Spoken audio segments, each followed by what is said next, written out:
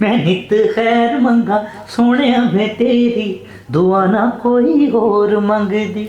ये आसान नहीं होता, बड़े बाप का बेटा होना, आपको प्रूव करना पड़ता है। सिंगर तो फिर चाहत फतेह अली खान से बढ़कर मेरा नहीं ख्याल कि पाकिस्तान में कोई होगा। उनको मैं सिंगर नहीं, एज एन एंटरटेनर मैं उसको देखता हूँ और मुझे हंसी आती है। वो इज अ कॉमेडियन, अमेरिकन बैठे हैं, उसको तो नहीं ना पता ये क्या है। सावन सावन मोर मुहारा, कॉन्सर्ट खत्म होता है तो हमारे पास आते हैं और वो कहते हैं कि वी डोंट अंडरस्टैंड आप क्या गा रहे हो, लेकिन ये जो आप शायरी पढ़ रहे हो कुछ असर है जो हमारे दिल पे असर हुआ। खुदा गवाह है, अपने काम से मोहब्बत है, अपने काम से होनी चाहिए मोहब्बत। किसी ने ज्यादा प्यार कर लिया हो? नहीं ऐसा कुछ नहीं है, वो जो ज्यादा प्यार करे फिर मैं भाग जाता हूँ। अस्सलाम वालेकुम, टीवी टुडे के साथ मैं हूं अरूज मलिक। यकीनन आप सब खैरियत से होंगे व्यूअर्स। आज हमारे साथ ऐसे सिंगर मौजूद हैं जो कि ना सिर्फ पाकिस्तान के बल्कि इंडिया में भी इन्होंने सुर बखेरे और बहुत सी दाद बटोरी। मैं बात करें शुजात अली खान साहब की। आइए उनसे बात करते हैं और उनसे उनकी ज़िंदगी का सफ़र जानते हैं। अस्सलाम वालेकुम। वालेकुम सलाम। पहले तो आपका बहुत शुक्रिया टीवी टुडे का कि आपने मुझे बुलाया। आज जितने भी माशाल्लाह आपके जो व्यूज़ हैं उनसे आज बात करने का मौका मिलेगा। Thank you very much. बहुत शुक्रिया। अच्छा, आपका घराना माशाल्लाह दादा बाबा सब जो है वो पाकिस्तान के नामवर मौसीकार रहे हैं, तो अब आपको ये बेड़ा सौंप दिया गया, तो क्या मुश्किलात का सामना रहता है कि उनकी रिप्यूट को कैरी करना, उनके सुरों को कैरी करना? जी बिल्कुल, हमारा 500 साल से घराना हमारा चल रहा है। 600 साल से ये अकबर बादशाह के दरबार में हमारे जो बुजुर्ग थे मियां चांद खान सूरज खान, तब से ये सिलसिला शुरू हुआ। तो फिर मेरे दादा उस्ताद सलामत अली खान, उस्ताद नज़ाकत अली खान साहब, और देन माय फादर उस्ताद शराफत अली खान, उस्ताद शफकत अली खान जो मेरे चचा हैं। तो उसके बाद फिर ये मैं एल्डेस्ट चाइल्ड आपके इस फैमिली में। तो सबसे खुश नसीबी है कि मेरे दादाजी से मैंने गाना सीखा, उस्ताद सलामत अली खान साहब से। तो मुझे ही उन्होंने बोला कि तुमने करना है, बिकॉज उनको शायद नज़र आता था कि कुछ टैलेंट है इस बच्चे में थोड़ा बहुत। तो बस फिर तब से वो उस चीज़ में लगे हैं। और आपने बड़ी खूबसूरत बात की कि बिल्कुल एक बहुत बड़ी रिस्पॉन्सिबिलिटी भी है। ये आसान नहीं होता, बड़े बाप का बेटा होना, आपको प्रूव करना पड़ता है कि आप उनकी फैमिली, वो ब्लड लाइन वही है। तो उसके लिए कोशिश करते रहते हैं कि जो हमारे बुजुर्गों ने काम किया है थोड़ा बहुत उनका नाम जो है उसको ज़िंदा रखने की कोशिश करें। गाना सीखना कितना मुश्किल मरहला है, क्योंकि आजकल अगर देखा जाए तो सिंगर्स फिल्टर लगा के अपनी आवाज़ को बड़ा सुरीला बना लेते हैं, लेकिन अगर लाइव सुना जाए तो वो देखने को भी दिल नहीं करता। नहीं बिल्कुल जी, अब आजकल आपको पता है डिजिटल ज़माना है, 2024 का दौर है, इसमें हम सब लोग जी रहे हैं। आसानी बहुत आ गई है, लोग अपनी आवाज़ को ट्यून करके, लेकिन फिर भी जो एक सिंगर होता है उसके लिए आपको मेहनत करनी पड़ती है। जो असली लोग होते हैं, जैसे सिंगर तो फिर चाहत फतेह अली खान से बढ़कर मेरा नहीं ख्याल कि पाकिस्तान में कोई होगा। आप उनके बारे में क्या राय रखते हैं? चाहत फतेह मेरा बड़ा अच्छा दोस्त है। अच्छा, इंग्लैंड, मैंने उनको तब से जानता हूँ जब वो गाने लिखते थे, कोशिश कर रहे थे आगे आने की। हमारे इंग्लैंड में काफ़ी मुलाकातें उनके साथ, लेकिन अच्छा है, अल्लाह ने उनको भी इज्जत दी है। कभी समझाया नहीं आपने कि आओ मैं तुम्हें सुर सिखाता हूँ? या मतलब सबसे बड़ी बात है कि वो सिंगर नहीं है, वो अपने आप को खुद वो कहते हैं मैं एंटरटेनर हूँ। तो उनको मैं सिंगर नहीं, एज एन एंटरटेनर मैं उसको देखता हूँ और मुझे हंसी आती है। वो इज अ कॉमेडियन, और अच्छा लगता है जब वो ऐसी हरकतें उल्ट पटांग करते हैं गाने में। तो खैर वो तो सिंगर नहीं है, हालांकि उसको ट्यूनर भी ट्यून नहीं कर सका बेचारे को। ये बहुत बड़ी बात है। तो चाहे भाई बुरा ना मनाइएगा, आपको खुद पता है आप बड़े अच्छे इंटरटेनर हैं। सब पाकिस्तानी सब उनसे बहुत मोहब्बत करते हैं, क्योंकि उनके गाने जो हैं वो चले कानों को अच्छे नहीं लगते, लेकिन खुशियां बिखेरने में एक बहुत जो है मेजर रोल रखते हैं। कि वो दुनिया के इस डिप्रेशन के दौर में भी वो लोगों को एंटरटेन कर रहे हैं, व्हिच इज बिग थिंग। अच्छा, आपने इंडिया में भी सारेगामापा में भी आपका सफ़र कैसा रहा? वहाँ इंडियंस तो अपना धर्म समझते हैं सिंगिंग को। बिल्कुल, आपको पता है इंडियंस तो बड़े म्यूज़िक से प्यार करते हैं। हमारे जितने भी आर्टिस्ट हैं वो सब यहाँ कम पॉपुलर है, वहाँ ज़्यादा फेमस है। जिसमें आप उस्ताद सलामत अली खान साहब की बात करें, बड़े गुलाम अली खान साहब, वो भी यहाँ से गए हैं, कसूर से। उसके अलावा जितने भी हमारे बड़े बड़े नाम हुए, नुसरत फतेह अली खान साहब हुए हैं, और बड़े बड़े जो मैडम नूरजहान साहिबा, मेहदी हसन साहब, तो उनको प्यार करते हैं वो इंडियन। और हम भी जब जाते हैं वहाँ हिंदुस्तान में, सारेगामा में जब हम वहाँ थे, बड़े बड़े एक्ट्रेस को मिलने का मौका मिला। स्पेशली मुझे तब बड़ी खुशी हुई जब मैं आशा भोसले जी को मिला। लता जी की जो बहन है आशा भोसले, खुद एक बहुत बड़ा नाम है, तो उन्होंने बड़ा प्यार किया और दादाजी को वो जानते थे, और दादाजी का वो नाम सुनते ही उन्होंने इतना मुझे प्यार दिया। उन्होंने कहा कि तुम मेरे पास आके बैठो, बाकी सबकी खैर है, सबको उन्होंने भगा दिया। और मुझे पास बिठाया और मुझे बड़ा प्यार किया उन्होंने। फिर दादाजी की बातें याद करने लगी कि लता जी के देवानंद के घर में एक दरबारी आपके दादा गए थे, नज़ाकत सलामत जी, तो वो आज तक हमारे कानों में, ऐसी बातें।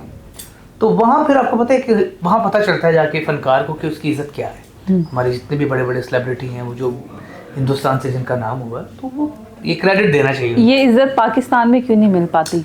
नहीं, पाकिस्तान में भी इज्जत मिलती है। नहीं, लेकिन अगर पाकिस्तान में ये मैं एक चीज़ देखने में आई है, शायद मैं गलत भी हो सकती हूँ, कि अगर कोई फेमस होता है तो वो बहुत ज़्यादा एरोगेंट हो जाता है। लेकिन अगर मुझे नहीं पता, हमने तो ये टीवी में ही देखा, आप माशाल्लाह वहाँ से होके आए हैं, कि अगर वहाँ पे कोई आगे आता है, कोई टैलेंट होता है, जैसे कोई आशा भोसले का ही नाम हम ले लेते हैं, तो कदर करते हैं, डाउन टू अर्थ हैं, शायद इस वजह से वो ज़्यादा आगे निकल जाते हैं। तो ऐसी बात भी नहीं है ये कि फनकार की वो इज्जत तो करते हैं, क्योंकि एक तो उनके मजहब में भी है, आपको पता है, जो उनके रिलीजन में म्यूजिक है। और लेकिन अगर देखा जाए तो हमारे जो मुस्लिम लोग हैं, जैसे हज़रत अमीर खुसरो की बात करेंगे हम, उन्होंने इतने लोगों में म्यूजिक के जरिए तबलीग की और इतने लोगों को मुसलमान कर दिया अपने म्यूजिक से। इतने राग इजाद कर दिए, इतने इंस्ट्रूमेंट, तबला बनाया उन्होंने, सितार उन्होंने इजाद की, कई राग बनाए और फिर तबलीग की, उससे प्रीच अपना जो किया उन्होंने, तो लोगों माइल हो गए इसकी तरफ और उन्होंने इस्लाम कबूल किया। तो बात ये नहीं कि हमारे इसको ऐसे नहीं लेना चाहिए कि हमारे मज़हब में नहीं है, हमारे मज़हब में भी है माशाल्लाह। कि अगर आप माशाल्लाह कोई सूफ़ी गाना सुनाते हैं या किसी बुज़ुर्ग का कलाम ऐसा कोई पढ़ते हैं, तो वो असर करता है दिलों पे। हम जैसे वेस्ट में जाते हैं तो वहाँ अब एक बंदे को एक गोरा बैठा है, या फ्रेंच लोग बैठे हैं, या अमेरिकन बैठे हैं, उसको तो नहीं ना पता ये क्या है, सावन सावन मोड़ मुहारा।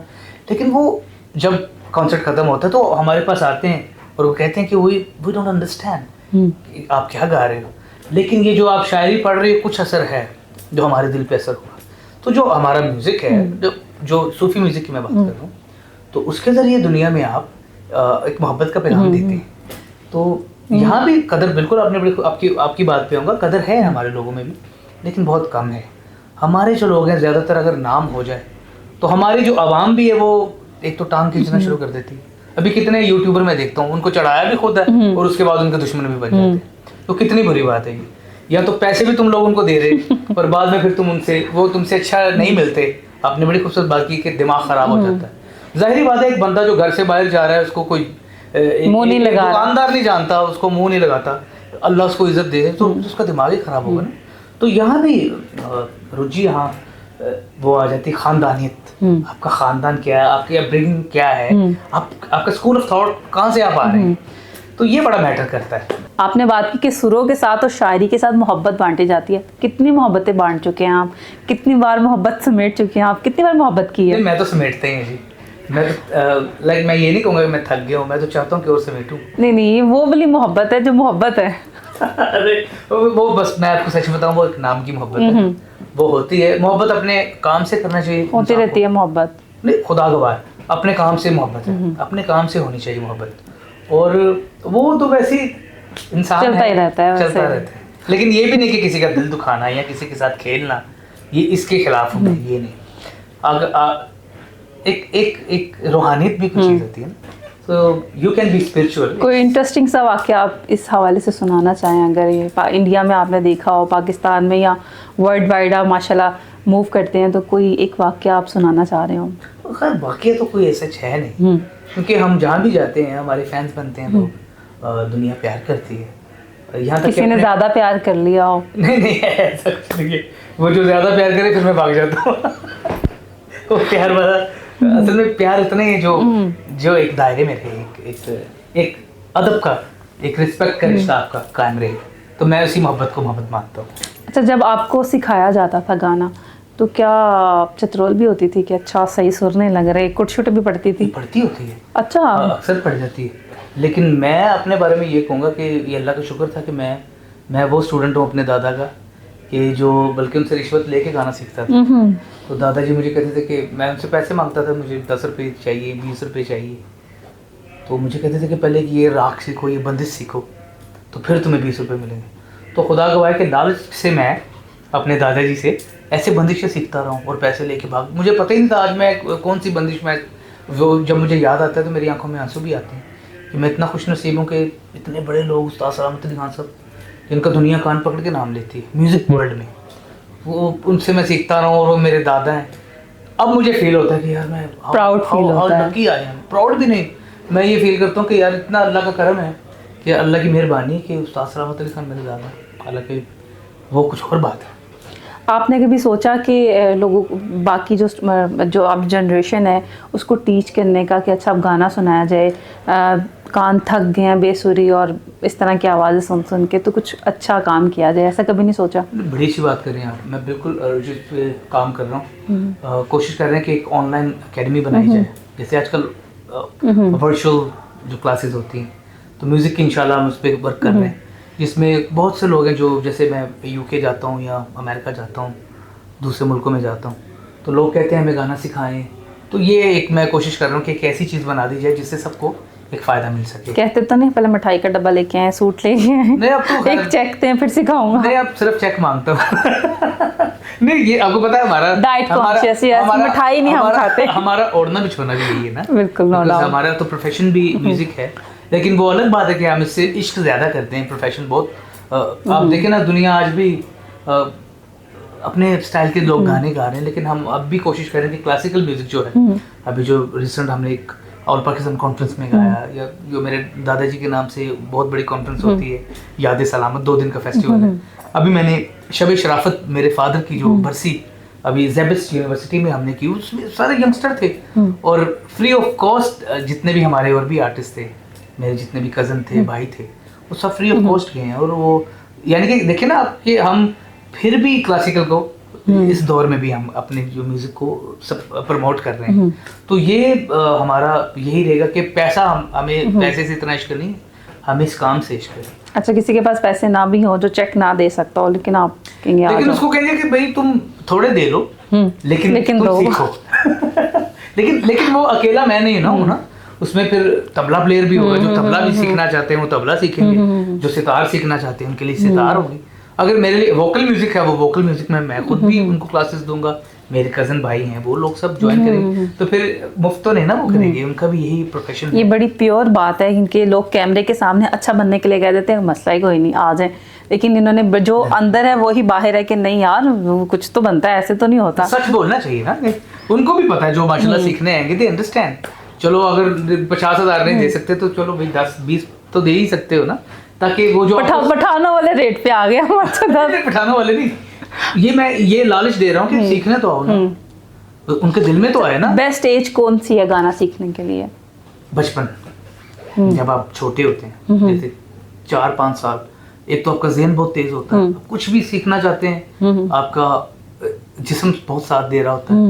देखा ना उनका बच्चों का कितना तेज होता है वो सारा सिस्टम जो है, तो वो रियाज करने का भी वो बेस्ट है। तो जो उस दौर में से शुरू हो जाता है ना, फिर समझ लें कि वो फिर बड़ा होकर तबाही में जाता है। जैसे आप चाह रहे हैं माशाल्लाह। मैं तो खैर अभी तो मैं तो सही बता रहा हूँ कि मैं तो अपना लाड़ प्यार में गाना सीख गया, वैसी मेहनत नहीं की जैसी वो बुजुर्गों ने अपने दौर में की। अब वैसा आपको पता है वैसा दौर भी नहीं है, अब तो असाने जाना बिलो दिखार चल रहा है, क्या है। तो वो फिर भी हम कोशिश कर रहे हैं कि क्लासिकल भी ये, लेकिन बिल्लो आज तक मिली नहीं जिसके घर जाना था। बस वो बेचारी बिल्लो की तो शादी कब से हो गई, पता नहीं कितने चली गई। सबकी ड्रेसिंग कार बदल ले कराए थे। अच्छा, आपकी ड्रेसिंग की बात करते हैं, माशाल्लाह आप बड़े चूजी से कपड़े पहनते हैं, थोड़े से एम्ब्रॉयडरी वाले, और कस्टमाइज करवाते हैं या खुद बस खरीद लिया कहीं से जाते हुए अच्छा लगा तो? नहीं, मुझे ये बड़ा अच्छी लगता है ये जो ऐसी जो कलरफुल, क्योंकि हम आर्टिस्ट हैं, स्टेज पे जब जाते हैं दुनिया में देखती है और फिर वो इंस्पायर भी होते हैं। कई लोग, आपको पता है आर्टिस्टों के कोई आवाज़ का फ़ैन होता है, कोई बालों का फ़ैन हो जाता है, कोई आपके कपड़ों का फ़ैन हो जाता है। सो एक आर्टिस्ट को ऐसे ही अपने आप को कैरी करना चाहिए ताकि लोग, और आपको एक रोल मॉडल बनना चाहिए जिसके आपसे कुछ लोग अच्छा सीखें। तो मैं कोशिश करता हूँ कि अच्छा पहनूँ, अच्छा खाना खाया जाए, अच्छा पहना जाए और किसी को तंग ना किया जाए, खुद जिया जाए और लोगों को जीने देना चाहिए। बहुत शुक्रिया। अब लास्ट में हम चाहेंगे कि आप भी टीवी टुडे के व्यूवर्स को कुछ सुर बिखेरें, कुछ हमारे कानों को भी अच्छा लगे। मैं आपको एक बड़ा खूबसूरत नुसरत फतेह अली खान साहब का गाना मुझे याद है, मैं वो आपको पेश करता हूँ। होर की मंगना मैं रब कोलों नित खैर मंगा तेरे दम दी बाद सजन लजपाल तेरे ते मैं कोजियां केड़े कम दी पल पल मान सुख वे हजारां घड़ी ना कोई अलम दी बदर हमेशा मौला रखे ढोला ते नजर करम दी नित खैर मंगा मैं नित खैर मंगा सोने मैं तेरी दुआ ना कोई और मंगदी तेरे पैरां च अखीर होवे मेरी तेरे पैरां च अखीर होवे मेरी दुआ ना कोई और मंगदी नित खैर मंगा सोने मैं तेरी दुआ ना कोई और मंगदी। बहुत खूब व्यूवर्स, यही है प्योर आर्टिस्ट जो बग़ैर म्यूज़िक के भी कहीं पे भी बैठ के आप कहें तो वो गाना शुरू कर देते हैं। उनके सुर इतने माशाल्लाह पक्के होते हैं। और अगर आज के दौर में देखा जाए तो म्यूज़िक और फ़िल्टर और लाइव परफॉर्मेंस भी नहीं होती। इसके साथ ही अरूज मलिक को दीजिए इजाज़त, मिलते हैं अगले प्रोग्राम में। अल्लाह हाफ़िज़।